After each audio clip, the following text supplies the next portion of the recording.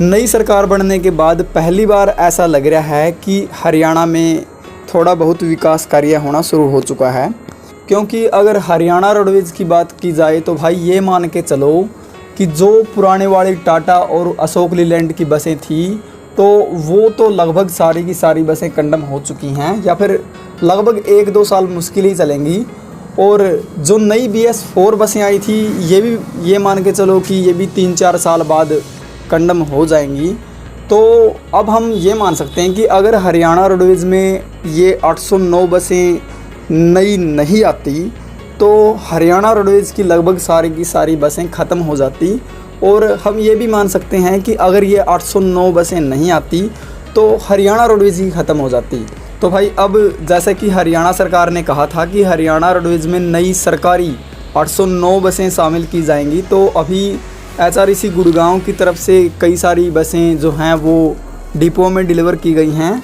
और अभी 2-3 दिन पहले की बात की जाए तो अभी 5 नई BS6 अशोक लीलैंड कंपनी की बसें HREC गुड़गांव की तरफ से तैयार करके फरीदाबाद डिपो को दे दी गई हैं। इसके साथ ही सोनीपत डिपो को टाटा की 2 नई बसें और गुड़गांव को 1 बस, इसके साथ ही रेवाड़ी को भी 1 नई बस दी गई है। अभी थोड़े दिन पहले HREC गुड़गांव ने बसों के ऊपर बॉडी बनाकर कई सारे डिपो में बसों को डिलीवर किया है।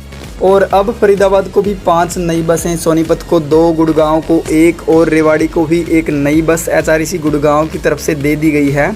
अभी फरीदाबाद, गुड़गांव, सोनीपत और रेवाड़ी के लोगों के लिए काफ़ी अच्छी खुशखबरी है कि उनको नई बसें दी गई हैं और जल्द ही हरियाणा रोडवेज़ के अलग अलग डिपों को नई बसें दे दी जाएंगी।